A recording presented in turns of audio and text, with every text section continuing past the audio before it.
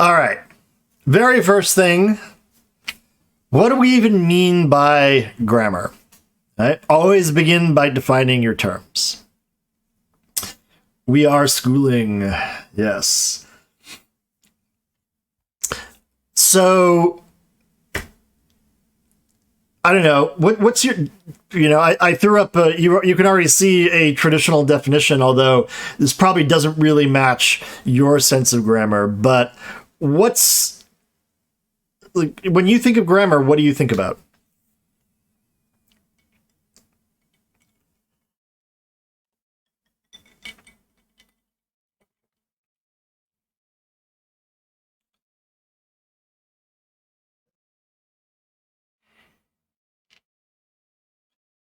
Hey, Kemi.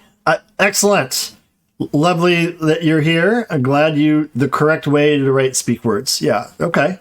That kind of matches this quote. Samuel Kirkham was a guy who wrote a wildly popular grammar book in the early half of the 19th century. Nouns, verbs, sentence structure correctly. Yeah. A way of writing and speaking that's clear. Okay. Yep. Yeah, you went to grammar school. Traditionally, Corey, of course, grammar schools were the entire thing you studied in a grammar school was exactly that. It was grammar. That used to be, you would study grammar until you graduated to the high school where you would learn rhetoric and other kinds of things, the traditional components of the medieval, trivium. But clearly that's been vastly changed, right? So Kirkham was actually, we know that Abraham Lincoln actually owned and studied Kirkham's grammar book. I could swear my chat is set. I've got it set to just chatting here. I don't know if it's sometimes if you clicked directly from another stream onto mine, you might not, it doesn't necessarily update the title. How you doing, Sogos? Good to see you. Yeah, no worries. Okay.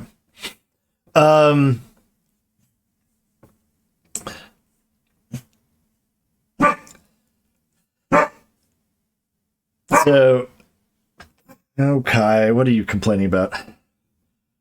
Just before the change happened? Yeah.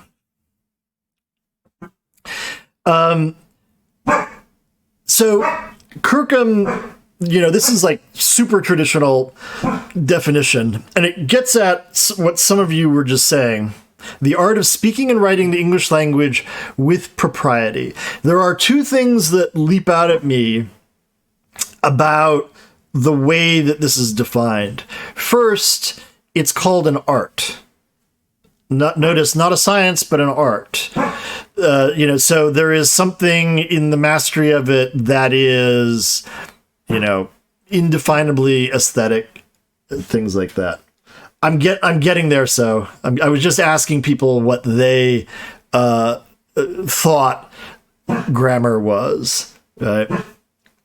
And with propriety is the other thing. So Kirkham is setting up a standard of properness. In other words, if you think about it, this notion of grammar is normative. It's relative to polite social class. Yes, Kiwi, that's an excellent point. Art is open to interpretation, right? Right. So this is the traditional view of it, especially in poetry. Yeah. Now, that's not necessarily what, like in practice, this art was. I mean, the idea of propriety, that there's a way of doing it, is certainly there, but very often the art part falls to one side. Now, what I hear from a lot of people is, I don't know any grammar, right? And what they're thinking of there is the kind of grammar that Kirkham is thinking about. These set of rules that you find in the books, right? And one of the things, as I sort of hinted at already, that I want us to do here, hey, Chris, how you doing? Happy to see you here. One of the things that I want us to do in this course is to think very critically about the claims that other people are making. Hey, Crystal, good to see you. About grammar, right? If somebody is claiming this is right, this is wrong, right? We're not just going to accept it blindly. We are going to look at the evidence and see if it makes sense. How's it going, Davey? Good to see you.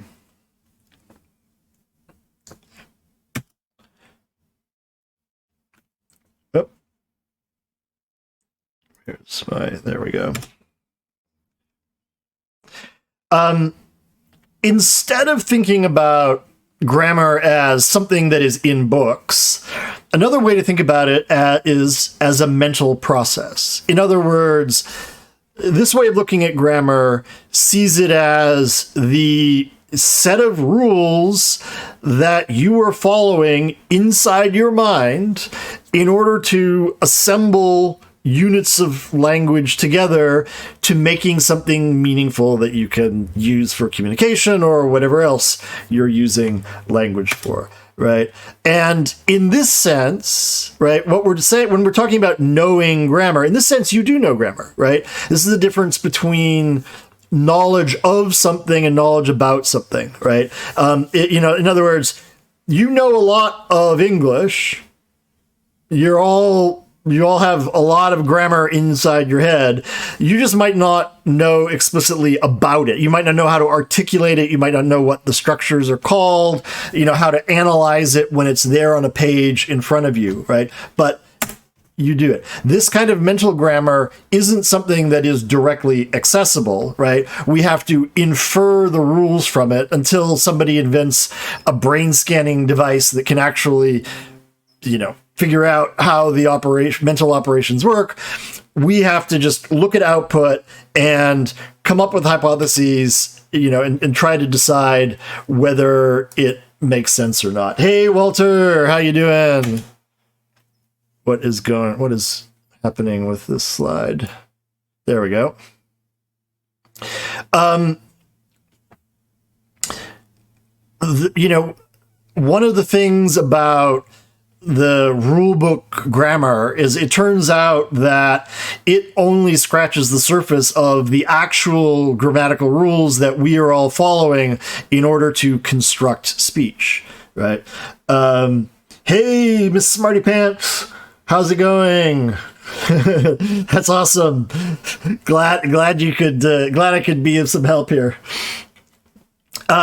So consider a sentence like the one that's here in blue on the screen. Her slept the bed until 10 o'clock. Now, would any native English speaker say this? Probably not, right?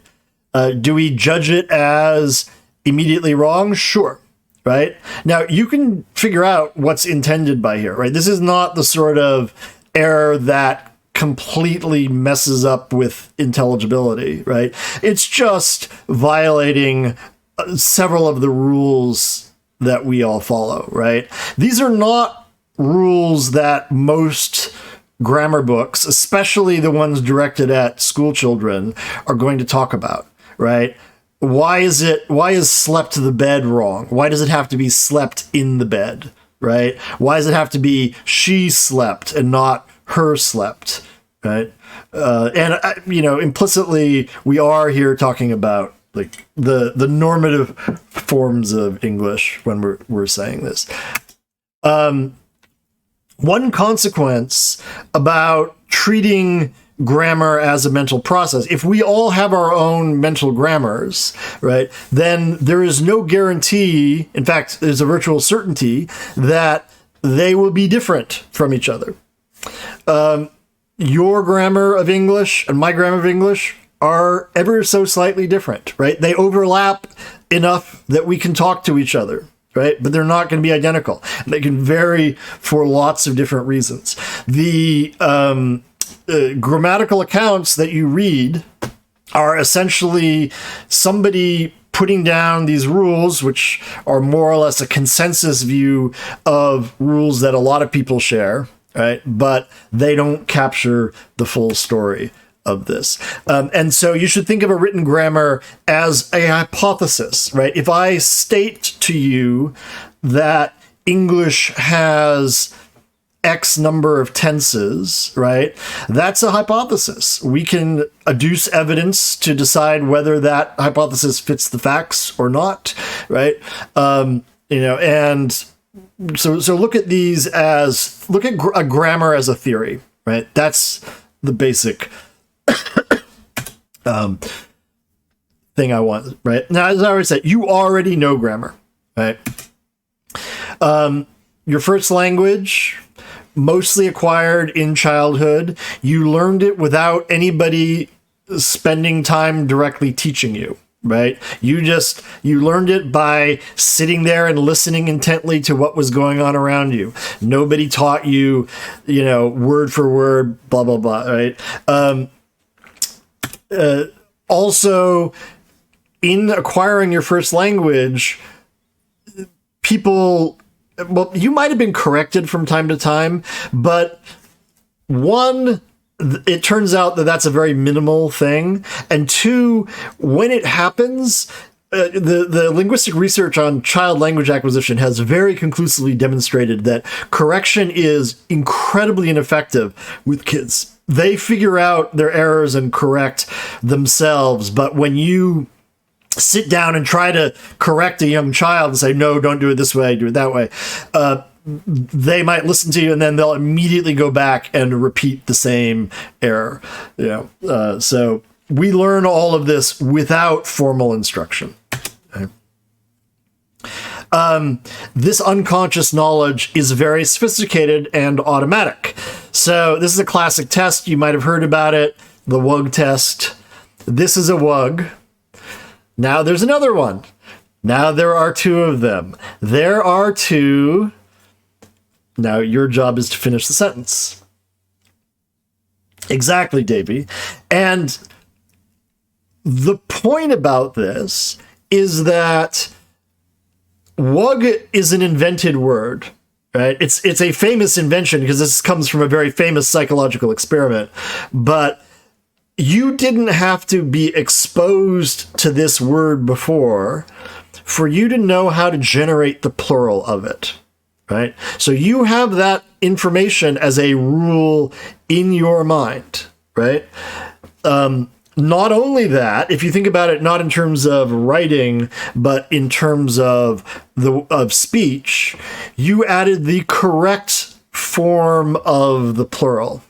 Right? You add, because wugs with the Z sound, right? Not S, not wugs, or, wuggies, or, the other possibilities, right?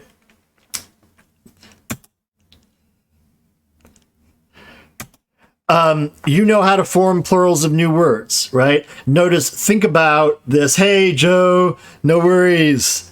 Think about how you form the plural here of each of these.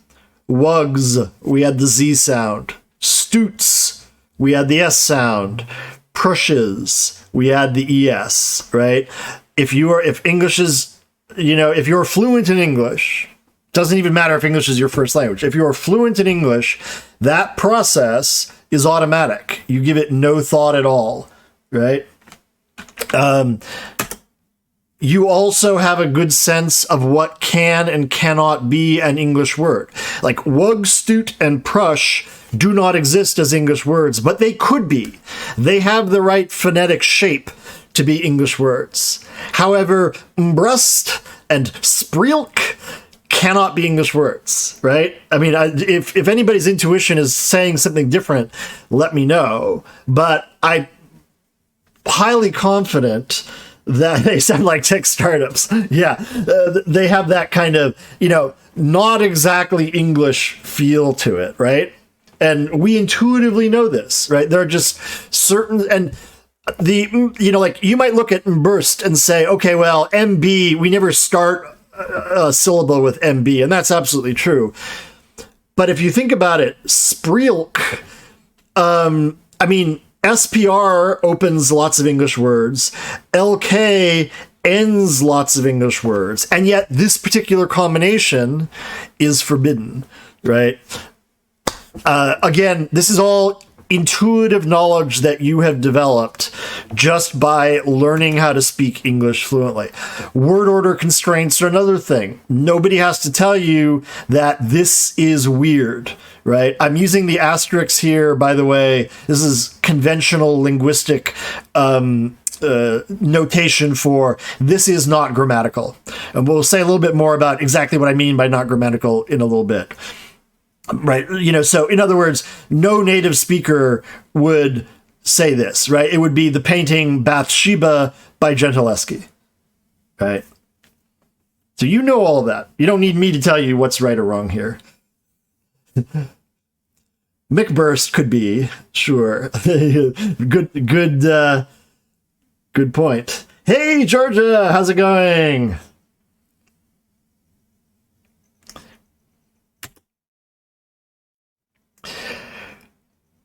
So not only don't you know a lot, you put it in the right order. Yeah, couldn't figure out. That is another thing. I actually mentioned this when I am talking to students about revising their papers. I often teach them the editor's trick of reading backwards up the page, because your brain is basically like the autocorrect mechanism on your phone.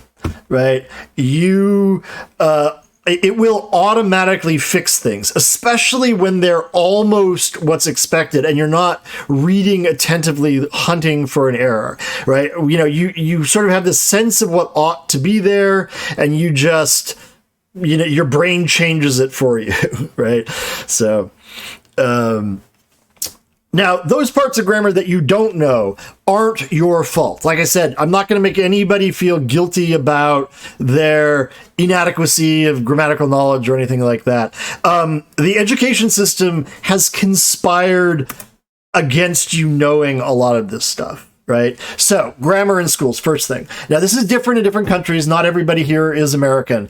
In the American school system, the formal teaching of grammar was largely jettisoned, not entirely, but the emphasis that it used to have was largely jettisoned in the 1960s.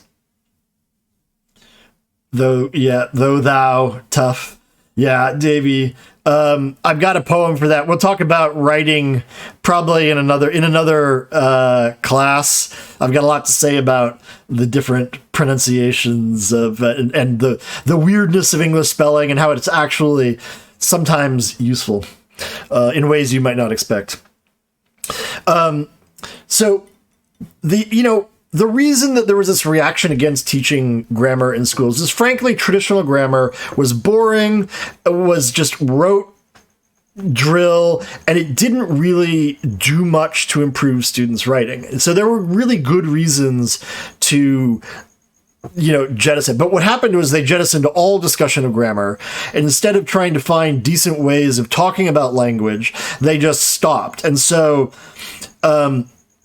probably every person, you might have had some old-fashioned minded, Catholic, if you went to a Catholic school, you might have had some old nun who was still drilling you in the grammar. But for a lot of you, your teachers, I guarantee you, your teachers probably knew very little about grammar themselves. Your English teachers, I mean. They didn't have that education when they were growing up.